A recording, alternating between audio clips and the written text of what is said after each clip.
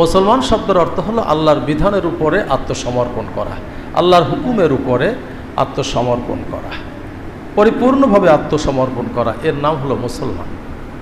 তো ভাইরা আমার, যে আমরা আসলে মুখ থেকে বললাম আমরা সবাই আল্লাহর উপরে ঈমান এনেছি, আল্লাহ কোরআনের উপরে, আসমানি কিতাবের উপরে ঈমান এনেছি, আল্লাহর পয়গম্বরদের উপরে ঈমান এনেছি, ফেরেশতাদের উপরে ঈমান এনেছি, পরকাল অর্থাৎ কিয়ামতের পরে আল বাসি বাদাল মাউত, মৃত্যুর পরে পুনরায় যে একটা জীবন আছে, সেই জীবনে হিসাব নিকাশের পালা, যেই জীবনে সেই জীবনের উপরে আমরা ঈমান এনেছি। আপনি বললেন আসলে আল্লাহ কি এই বলাটাই শুধুমাত্র আমাদের জন্য দেখবেন? তিনি কি আমাদেরকে এই কথাগুলোর ভিত্তিতে প্রকৃতপক্ষে আমরা এগুলো অনুসরণ করছি কি করি না, মানছি কি মানি না, অন্তর থেকে সত্যিকার অর্থে যদি আমরা এটা প্রকাশ করে থাকি, মুখ থেকে যদি বলে থাকি, বের করে থাকি, তাহলে এটা কি আল্লাহ আমাদের থেকে পরীক্ষা করে দেখবেন না? বলেন।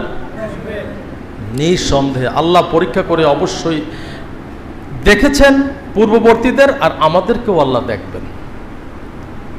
আমরা জানি এইটা কেউ না ভাবি যে আমরা যে কালেমা পড়েছি তো আমরা তো মুসলমানের কাতারে পড়ে গেছি, আমরা মুসলমান হয়ে যাব, মুসলমান হয়ে গেছে, আমরা মুক্তি পেয়ে যাব, এরকম যদি কেউ একটা চিন্তা ভাবনা আমরা করি, আসলে কিন্তু আমাদের জন্য দুর্ভাগ্য, এটা বদনসিব। বলবেন হুজুর এই কথাগুলো দেখেন ভাইরা আমার, আল্লাহ পাক কিন্তু জানেন, ভালো করে জানেন যে আমার দুনিয়ায় আসার পরে আমার কর্ম কি হবে, আমি কি আমল করব, কি কাজকর্ম করব, এবং কাজকর্মের শেষে আমার ফলাফলটা কি, রেজাল্টটা কি হবে, সেটাও আল্লাহ ভালো করে জানেন। তারপরে আল্লাহ পাক এর পরেও, অর্থাৎ তিনি যে কারো প্রতি অবিচার করেন না, লা যুলমান লিল্লাহ, আল্লাহর কাছে কোনো জুলুম নাই, এটা প্রমাণ করে দেওয়ার জন্য পৃথিবীতে মানুষ দিয়ে মানুষকে আল্লাহ সাক্ষী রাখছেন। এই দুনিয়ায় কে প্রকৃতপক্ষে ঈমানদার, তার দাবি যে আমি ঈমানওয়ালা মানুষ, ঈমানের দাবিতে অরিজিনালি সে আল্লাহর দৃষ্টিতে সে ঈমানদার কিনা, সে প্রকৃত মুমিন কিনা, এটা কি আল্লাহ পরীক্ষা করে দেখবেন না? দেখবে। এই জন্য কোরআনে কারীমের মধ্যে আপনার এইখানে একটা ছোট্ট একটা সূরার একটা আয়াত আমি বের করে রেখেছি। এই আয়াতটা হলো সূরা বাকারা থেকে, আপনার এই সূরা বাকারার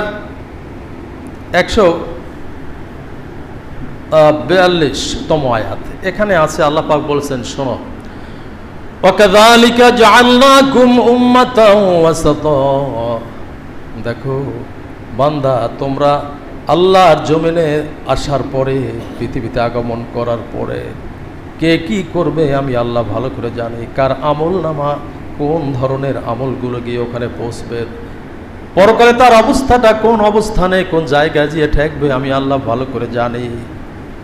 কিন্তু আমি কারো উপরে বিন্দু মাত্র জুলুম করি না। দুনিয়ায় সেদিন আমি আল্লাহ তোমাদের থেকে, তোমাদের মধ্যে অর্থাৎ তোমাদের ভিতর থেকে আমি সাক্ষী গ্রহণ করব, তোমাদেরকে আমি সাক্ষী বানাবো। দুনিয়ার জীবনে শুধু দাবির মুসলমান ছিল কারা, আর প্রকৃতপক্ষে আল্লাহর দিনকে মেনেছে কারা। আল্লাহর দিনকে মানতে গিয়ে জীবনে অনেক কিছু তারা হারিয়েছে, দুনিয়ার অনেক নাজ নেয়ামত তারা ভোগ করতে পারে নাই, অনেক সুখ শান্তি তারা করতে পারে নাই, অনেক কষ্ট দুঃখের তারা সীমাহীন শাস্তি, সীমাহীন যন্ত্রণার শিকার তারা হয়েছিল। এগুলো দুনিয়ার জীবনে আমি তোমাদের থেকে সাক্ষী রাখতেছি, শোনো। ওয়াকাযালিকা জাআলনাকুম উম্মাতাও ওয়াসাতা, পৃথিবীতে যত আদম সন্তান বিদায় হয়ে গেছে তাদের মধ্যে মুহাম্মদ সাল্লাল্লাহু আলাইহি সাল্লামের উম্মত আমি তোমাদেরকে মধ্যমপন্থী জাতি বানিয়েছি। এই জন্য বানিয়েছি লিতাকুনু শুহাদা আলান নাস, সারা পৃথিবীর মানুষের সাক্ষী হয়ে তোমরা থাকবে।